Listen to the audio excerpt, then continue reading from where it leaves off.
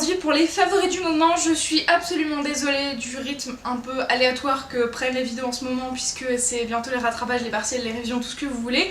Donc on reprendra tout ça au calme mi-juillet je pense, voilà, parce qu'entre temps je finis les partiels, je pars en vacances et je reviens. Donc on verra ça à mon retour.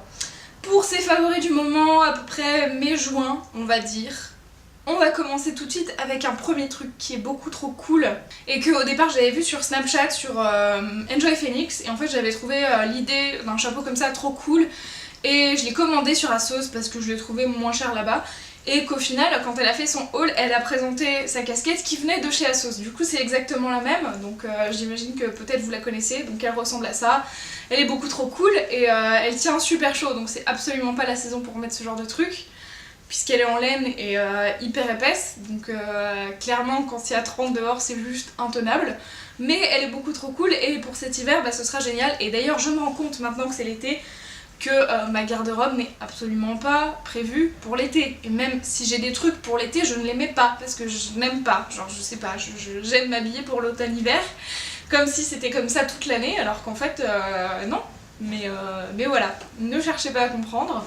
Ensuite, un joli petit haut qui est très été pour le coup, qui vient de chez Forever 21 il me semble, qui est blanc, c'est très rare dans ma garde-robe mais voilà, et il est pas repassé, je suis désolée hein, mais bon voilà, et juste après cette vidéo il va aller au lavage, mais bon, on n'est pas à ça près j'ai envie de vous dire. Donc il se présente comme ceci, il est très léger, un peu transparent, mais c'est pas la fin du monde si vous mettez des sous-vêtements de la même couleur.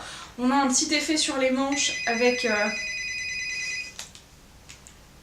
Tu vas ma chérie? Oui,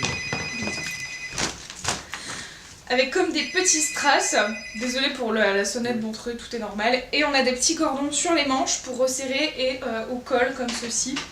Donc il est super sympa, je sais pas si je vous retrouverai le lien parce que ça fait un petit moment que je l'ai commandé, et comme c'est bientôt les soldes, à mon avis ça va être juste la misère pour retrouver des produits, donc c'est très aléatoire. Donc autre produit suivant que j'ai découvert vraiment ce mois-ci et qui a été un super truc, c'est la crème water drop de chez Dr. Jart+.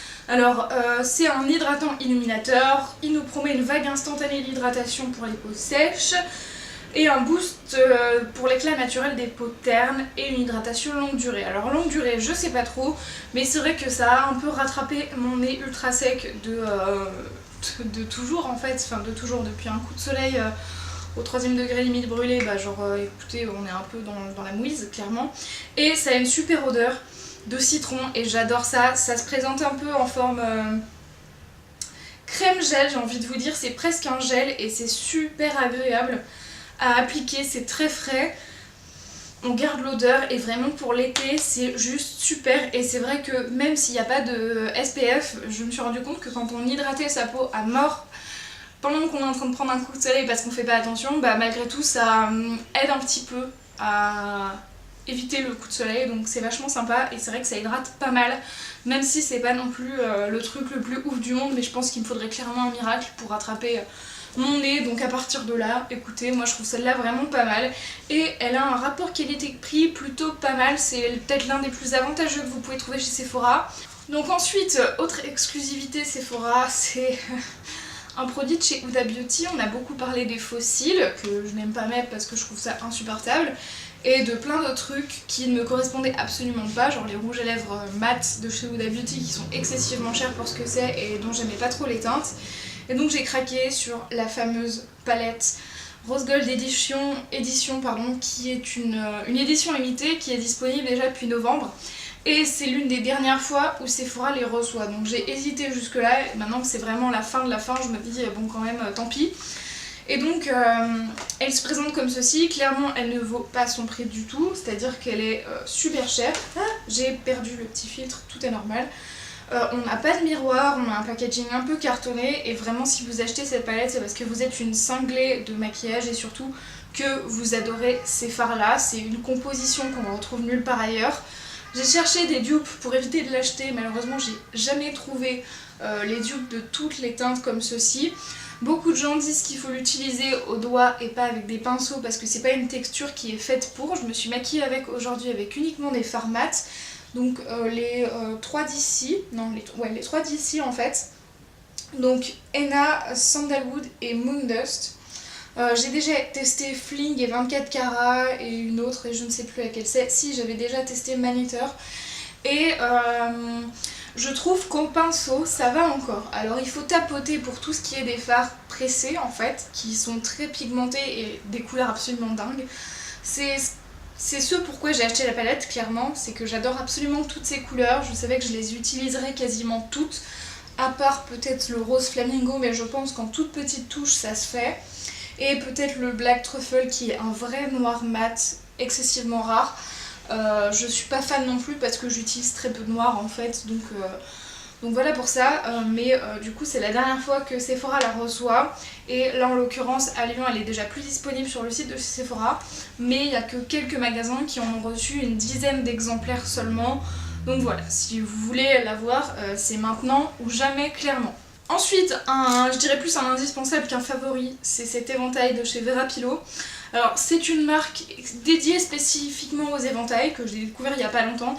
Et si vous avez vu The Voice, il y a une des chanteuses qui avait toujours un éventail sur elle, notamment certains que j'ai remarqué qui étaient justement de cette marque, donc ça m'a fait beaucoup sourire on va dire.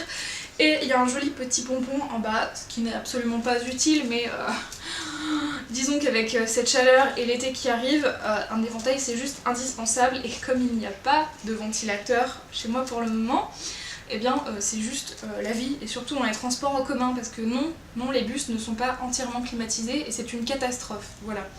Donc c'est sympathique et je vous mets le site dans la description parce que c'est super sympa.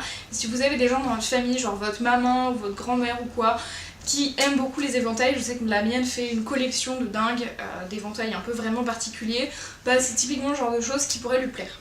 Ensuite, on va parler téléphone et je vais bientôt vous faire une vidéo What's on my phone, même si je suis pas fan de ce genre de truc mais que apparemment ça vous plaît, donc je me dis j'ai envie de vous faire plaisir donc je vous la fais quand même.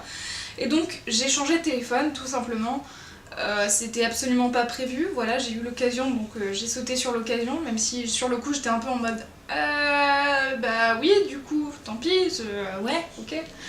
Donc avant j'avais un iPhone 5S comme ceci avec une jolie petite, un petit étui noir comme ceci et j'avais mis un filtre à paillettes sur mon écran qui du coup n'est plus du tout adapté.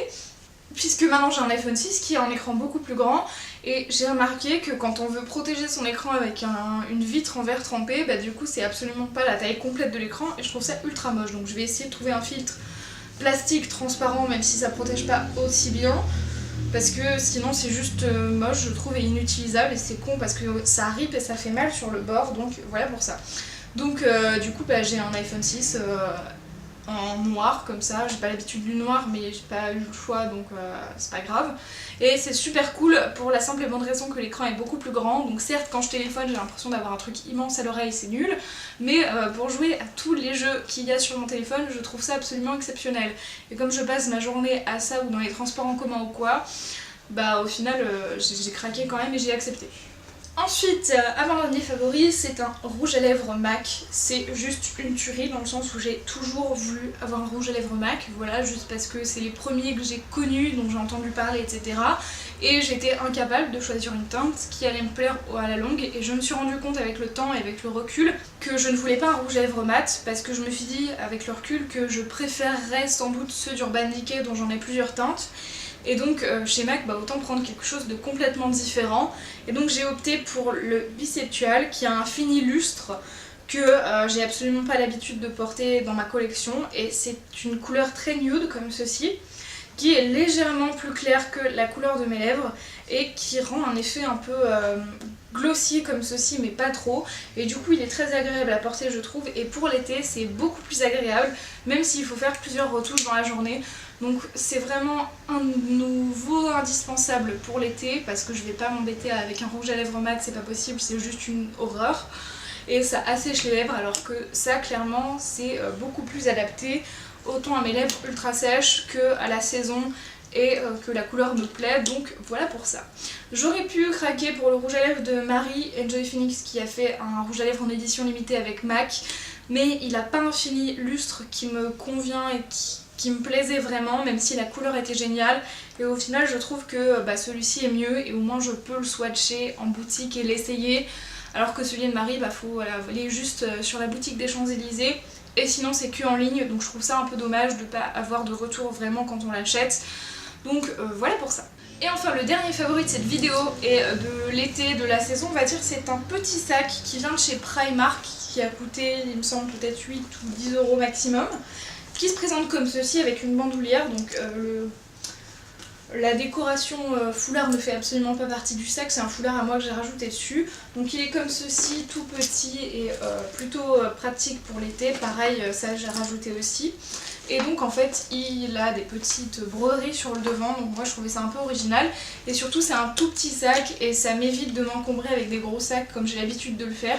Même s'il y a quand même pas mal de choses qui rentrent dedans, dont l'indispensable, la bouteille d'eau. Parce que si vous me connaissez, je passe mon temps à boire, donc moi un sac sans bouteille d'eau c'est juste pas la peine.